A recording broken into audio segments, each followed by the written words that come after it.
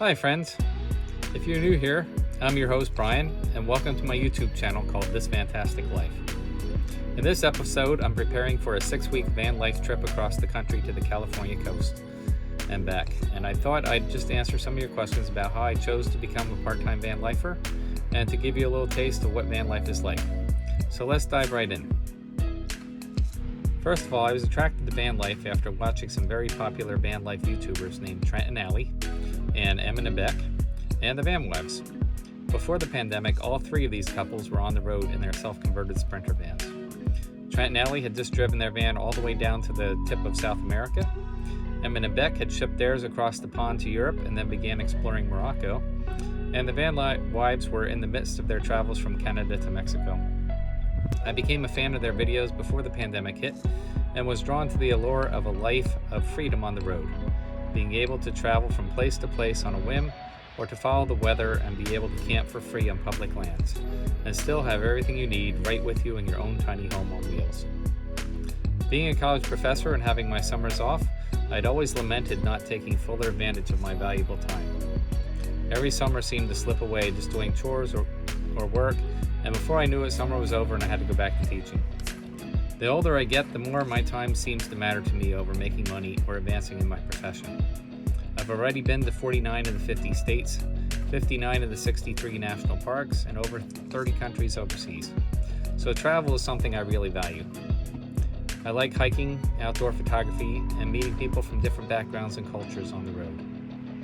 And so when I saw a lightly used conversion van for sale in my area that was both low mileage and a good bargain, I jumped at the chance to get into the lifestyle. I bought this 2018 Dodge ProMaster in April of 2019. We made a few modifications of our own, and I've taken it now on a 3-week cross-country trip to Idaho in 2019, as well as week-long trips to North Carolina, West Virginia, and Maine. Unlike many van lifers, I still like the convenience of having my regular home base, so I see van life as a part-time thing for me. For now, that means summer trips and being a weekend warrior. But as I'm getting closer to early retirement age, I can envision longer trips in my future to get away from the winter. For example, maybe going to Texas, Arizona, etc. for a couple months, or to travel in the off-season when there's less tourists to compete with for the national parks and good boondocking sites. I can envision a trip to the Southwest maybe in late April and early May. Like many others, after being on lockdown for much of the last year due to the pandemic, I'm ready to get back on the road again this summer and to see the country. Boondocking in my camper van is still probably the safest way to get out there with a minimum of interactions with other people. Furthermore, this last year was a challenging one for me personally, as I've seen a number of friends of mine, some of them fairly young, having all sorts of health problems, and I've had some minor health issues of my own. Teaching remotely from home during the pandemic meant that I had to change up my entire curriculum and learn how to communicate my lesson plans over Zoom. And so for the first time in my life, teaching became more of a chore than something that I enjoyed. And to top that off, I lost one of my best students ever near the end of the semester at only 20 years old. So when you combine all these factors together, you can easily see why I need an extended time away to sort everything out in my mind and to make sure that I prioritize living my best life every day. So this weekend I will be leaving on my longest trip yet. I expect to be away for 6 weeks, or 44 days to be precise. I'll spend the first 3 weeks of that by myself, driving from my home in Pennsylvania to San Francisco via the Upper Peninsula in Michigan, the Dakotas, Colorado, Utah, Reno, Lake Tahoe, and finally the Pacific Coast. Then my wife and daughter will fly out to join me in San Francisco, and we'll do a week-long backpacking trip in Yosemite National Park, where we hope to climb Half Dome on the cables. This was a promise we made our daughter when she started college, that after she graduated, we would climb Half Dome together as a reward for all that hard work. After a week in Yosemite, my daughter will fly home, and my wife and I will spend the next 2 weeks in the van, going up the Pacific Coast Highway to the Redwoods, then the Oregon coast, Crater Lake, the Mount Hood area, Bend, Portland, Mount Rainier, Seattle, and Olympic National Park. Eventually, we'll wind our way back home to Pennsylvania. Because the van is fully packed for my trip, I thought this would be a good time to answer some of the questions you might have about van life, such as how we get power in the van, how all of the onboard systems work, how we shower, where we go to the bathroom, how we protect ourselves, how we get internet on the road, and how we find free places to camp.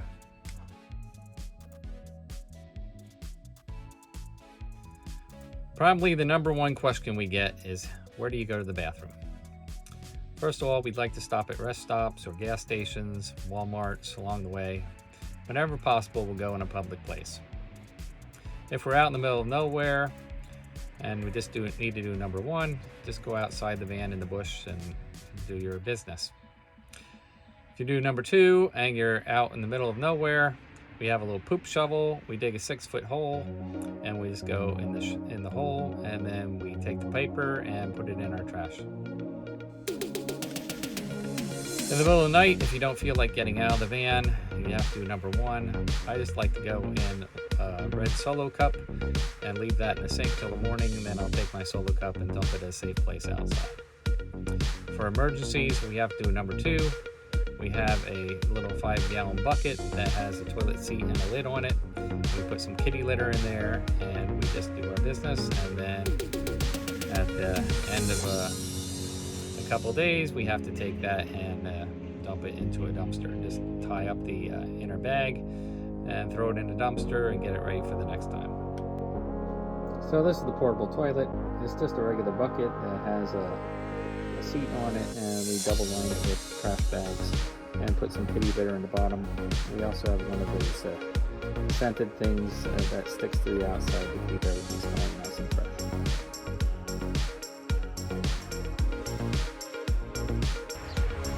Another very common question is, how do you shower on the road? Or how do you take care of your personal hygiene? Many van lifers join a gym such as Planet Fitness, or if you have the black level membership, you can use the gym anywhere in the country. You don't have to be at a specific gym. You can also take a friend along with you. So that's one thing that a lot of van lifers do. I don't want to be around the city areas too often, so I'm not going to do that.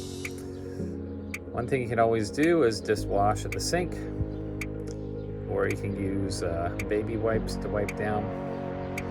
Then I have 3 options for a shower. If I'm out in the middle of nowhere and there's no one else around, I might just choose to shower in nature au naturel. However, if there's the chance that there are neighbors around, I have this outside shower that attaches to the side of the van using homemade PVC pipe, some suction cups, and a shower curtain. I'll show you how it all looks when it's assembled in a minute. This is what the shower curtain looks like fully assembled. One option for showering is simply to use the sink. Just come on the sink. Shower curtain. Lather up. Get the water off. And then wipe off. Another option for showering is to use a solar shower. So you fill up this 5-gallon bag with water, place it on the roof of your van with the black side facing up. Let it sit there for a couple hours till it absorbs solar radiation and warms up the water. Then hang it on the back of your van like this, and open the stopcock. And shower off under the influence of gravity. It's actually quite warm. You don't get as much pressure this way, of course.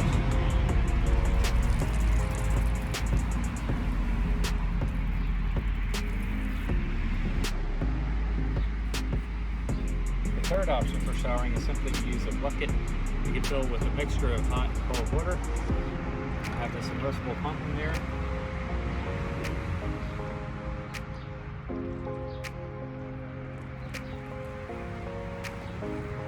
And turn it on. Shower yourself off with the bucket.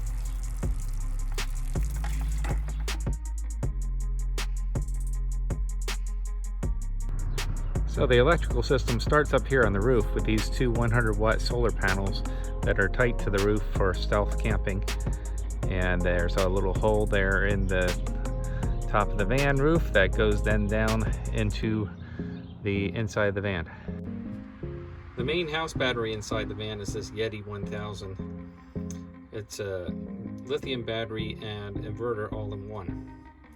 And so you can charge it up one of 2 ways. You can have the solar panels come in right here and charge up the lithium battery, or if you're at a campground that has shore power or At home, you can use an extension cord and plug into the AC right here and charge the battery up that way.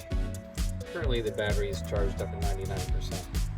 So the Yeti has a built-in charge controller that controls the amount of current coming in from the solar panels. And then there are various outlets, so you can have a 12-volt connection here.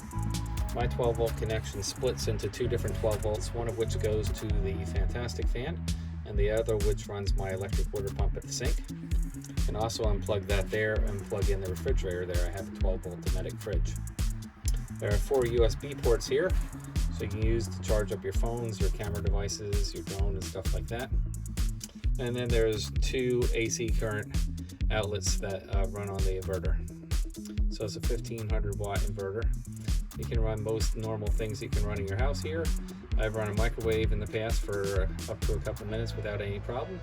Basically, the only thing I haven't been successful with is an electric drill.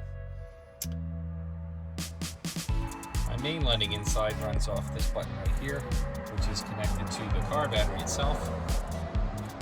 And I have 2 bright LED strips going perpendicular to the woodwork and the roof of the van. Around the interior of the van, I also have a number of different puck lights that are just battery operated. There's one there above the sink, and one back by the bed, another one above the bed, and then 3 of them underneath the cabinetry here above the bench/bed.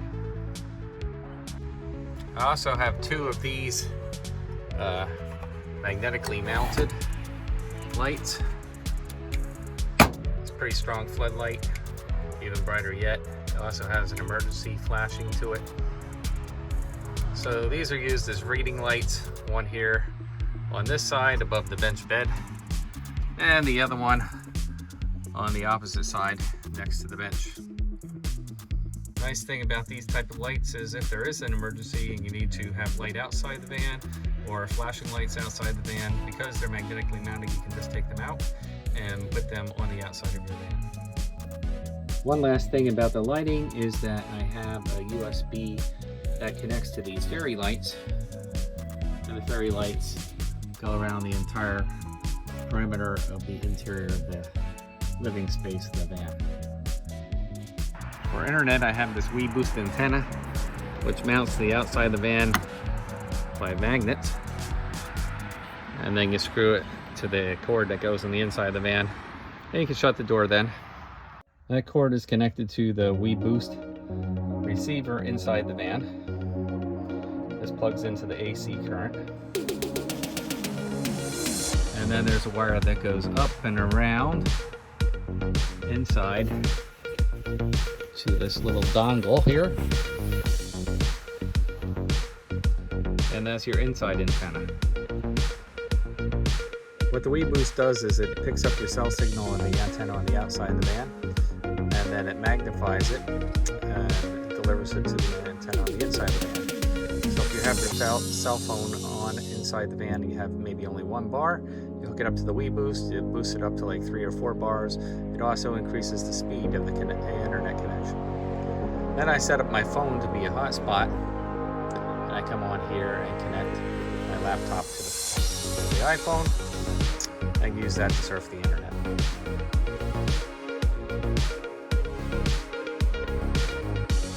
For cooking, we have onboard propane tank, which of course we keep closed when we're driving, and only open it when we need to cook. We have a 2-burner cooktop here, propane operated.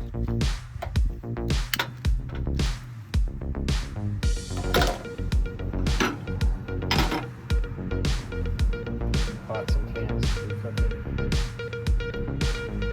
For safety, we've got 2 fire extinguishers, one right above the stove and then one down here in the sink. We've also got a carbon monoxide detector and a smoke detector. Another of the ways we can cook is to use our jet boil. Let's say we're out on the trail backpacking, or if we just want to cook outside the van, just turn the stove top on top of one of the fuel packs and open the gas, a little lighter button here. And then put your pot on top. You can have the lid on or lid off. And it cooks up in just a couple minutes.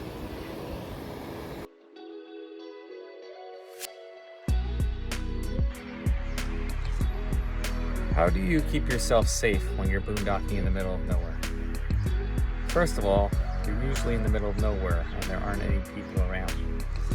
I feel a lot safer being in the middle of nowhere in terms of, an intruder than being in a hay campground, where there's all sorts of types of people that are roaming around the campsite. Second of all, if you ever do feel uncomfortable, you got your tent on wheels here, you don't have a reservation, so you just get in the car, start it up, and drive to some other place. In terms of personal safety inside the van, I have some, right above my bed here, I have some wasp spray. Wasp spray has a couple advantages over pepper spray, is that you can fire it at a long distance.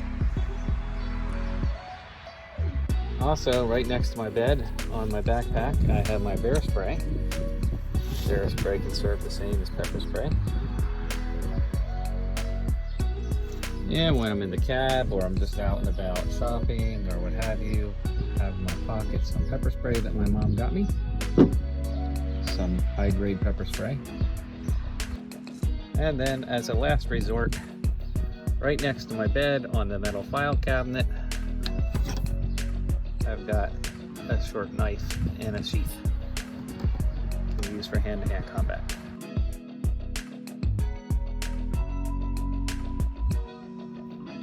How do you find free camping on the road? There are a number of options for free camping. First of all, you can do parking lot camping at Walmarts, Cabela's, Cracker Barrels. This is known as wall docking, cracker docking, and so on. Or you could stay in the driveway of a friend. That's known as mooch docking. But by far the preferred method is to actually boondock out on public lands. If you go to this website, maps.usgs.gov/PADUS/, it shows you the Protected Areas Database of the United States. You can see most of this is out in the West Coast. Let's say I wanted to find a campsite near Pictured Rocks National Lake Shore, which is in Munising, Michigan.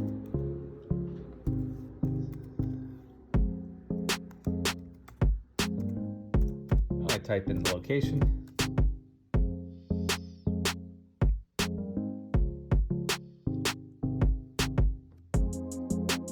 And then it zooms in on Munising area. And I can see that there's a national forest there. This green. So if I click on that green, it'll tell me who owns the land. So this is the Forest Service. It says National Forest, and this is the Hiawatha National Forest. Next, I'm going to go to the U.S. Forest Service website. You can search this by state. I'm going down to Michigan, and I'll do Hiawatha National Forest. And then we're going to look for the motor vehicle use maps.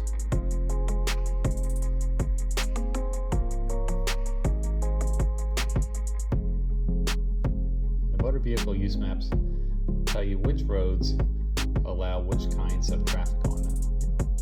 You can get these as a PDF file.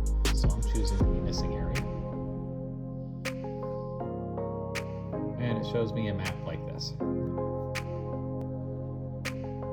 Now I know my last destination of the day will be in the dock in Pictured Rocks National Lakeshore in Munising.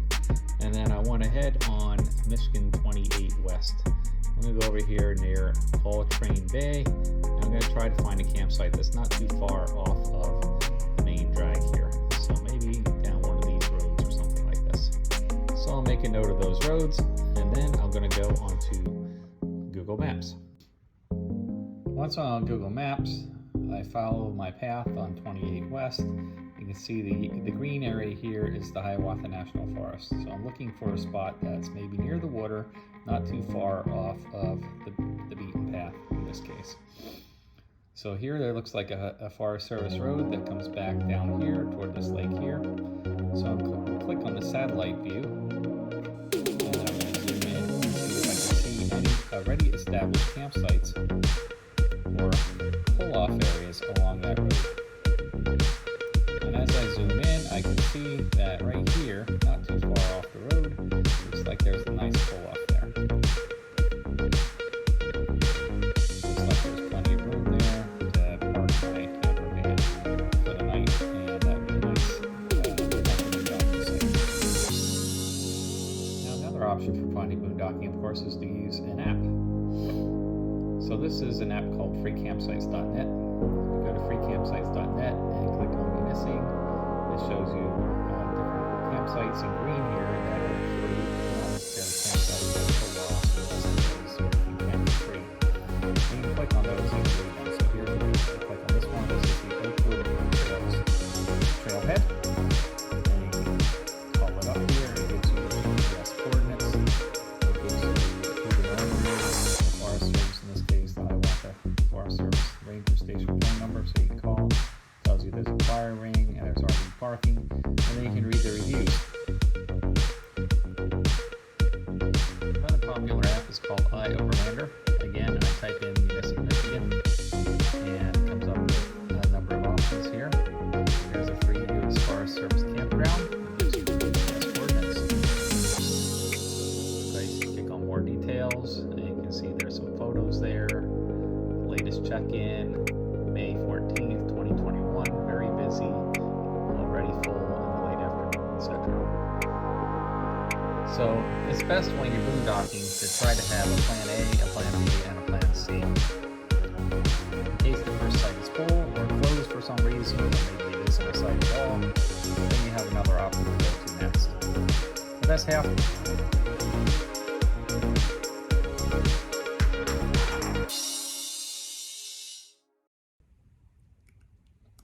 Well, friends, if you've never traveled in a van before, I hope you learned a little bit about van life in this episode.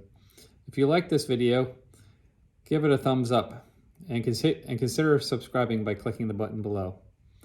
Thank you for watching.